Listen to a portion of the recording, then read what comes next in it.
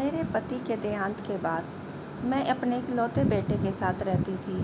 मेरी बहू का एक अलग ही रूप मुझे देखने को मिला, साथ ही बेटे का भी।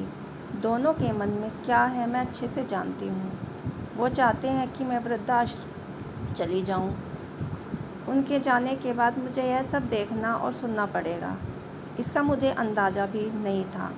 पर मैं मन ही मन अपने बेटे के और बहू की बातें सुनकर भी यहाँ रहती हूँ, क्योंकि मुझे मेरे पोते और पोती दिखाई देते हैं।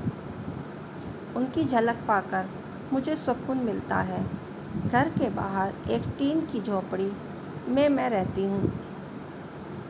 मेरी बहू को कोई दिक्कत नहीं हो, इसलिए मैं उस घर के बाहर रहती हूँ। बेटे ने थोड़ी मेहरबानी की है और ऊपर टीन की चादर लगवा दी। समय समय पर थोड़ा सामान और राशन दे देता है तो मैं खा लेती हूँ। मैंने अपने बेटे को कह दिया कि मेरी वजह से तुम दोनों को कोई प्रॉब्लम नहीं होनी चाहिए। बस मुझे यहीं रहने दे, इसी घर में मुझे मर जाने दे।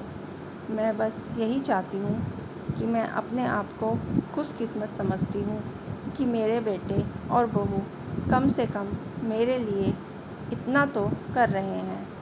मेरा बेटा सुबह 9 बजे नौकरी पर जाता है और बच्चे भी उसी समय स्कूल जाते हैं। फिर शाम को 6 बजे मेरा बेटा वापस आता है। बच्चे 3 बजे आते हैं। उन्हें आते जाते निकलते देख मुझे बड़ा सुकून मिलता है। मेरे पति के दोस्त कई दिनों बाद आए। मेरे पति के दोस्त थे, उनकी पत्नी का भी स्वर्गवास हो गया। उस समय पर वो हमारे घर पर आया करते थे। उनसे हमारे अच्छे रिश्ते थे। उनका घर हमारे घर से थोड़ी दूरी पर ही था। पैरों में समस्या हो गई थी, ठीक से चल भी नहीं पाते थे। वो बड़े दिनों बाद मेरे यहाँ आए। मुझे उन्हें देखकर अच्छा लगा। उनका हालत भी मेरी तरह ही थी। बच्चे अब उनसे भी परेशान थे। आकर मेरे पास अपना दुखड़ा रोते थे और उन दिनों को याद करते। बुढ़ापा हम जैसों को बहुत रुलाता है। उतनी पत्नी का स्वर्गवास हो गया था और उन्हें चलने उठने में समस्या थी, इसलिए तो अपना खाना भी नहीं बना पाते थे। मेरे पास आए तो मैं समझ गई यह इतनी मुसीबत में चल रहे हैं। पुराने दोस्त के यहाँ चाय और खाने की चाह में ही आते जाते होंगे। उनकी भी अपनी मजबूरी थी। वो आए तो मैंने उनके लिए खाना बनाया और उन्हें खिलाया। मना कर रहे थे नहीं खाने, लेकिन मुझे पता था कि उनको भूख लगी है। वहाँ मेरी बहू ने मुझे और उन्हें खाना खाते देख लिया। वो कुछ भी ना बोली, ऐसे ही वो कुछ भी नहीं बोली। यहाँ 2-3 बार आए। जब भी वो आते मैं उन्हें खाना खिलाती। फिर उनके जाने के बाद मेरा बेटा आया और बहू कहती है कि तुम्हारी माँ कितनी बेशर्म है, पता नहीं किस किस को आकर बुलाकर खाना खिला रही है। बड़ी मुश्किल से कमाया जाता है और यह लुटाने में लगी है। इनका राशन बंद करो, कुछ दिन भूखी रहेगी तो अकल ठिकाने आएगी। मैंने कहा कि मैं अपने हिस्से का उन्हें खिलाती हूँ। तुम्हारे पिताजी के पुराने मित्र हैं।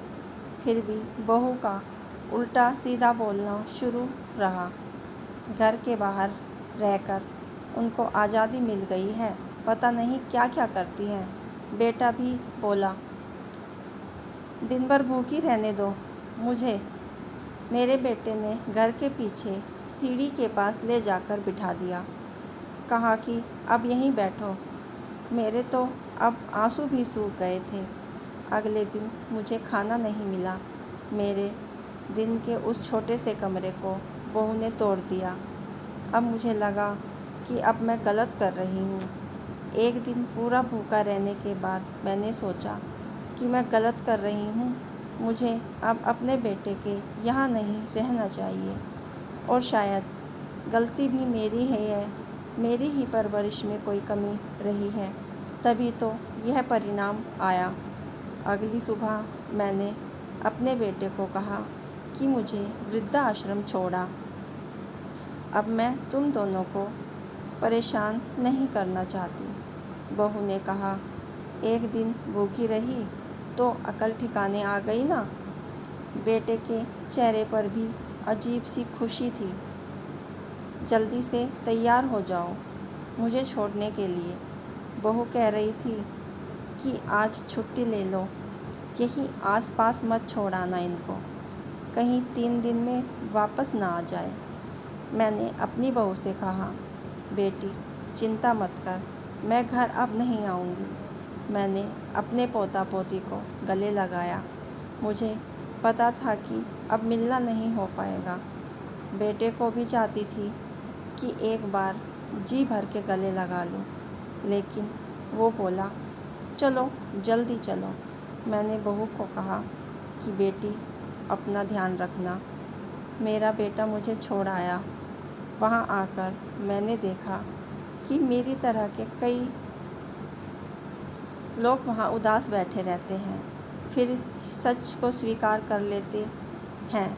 अब मैं यहाँ खुश हूँ, कुछ काम भी करती हूँ। मैं चाहती हूँ कि ऐसा कहूँ कि ऐसा किसी के साथ ना हो, लेकिन ऐसा कब किसके साथ हो जाए कोई बता नहीं सकता। लेकिन माँ बाप को ऐसे समय के लिए भी तैयार रहना चाहिए। बस बच्चों को पाल पोस कर बड़ा कर दो।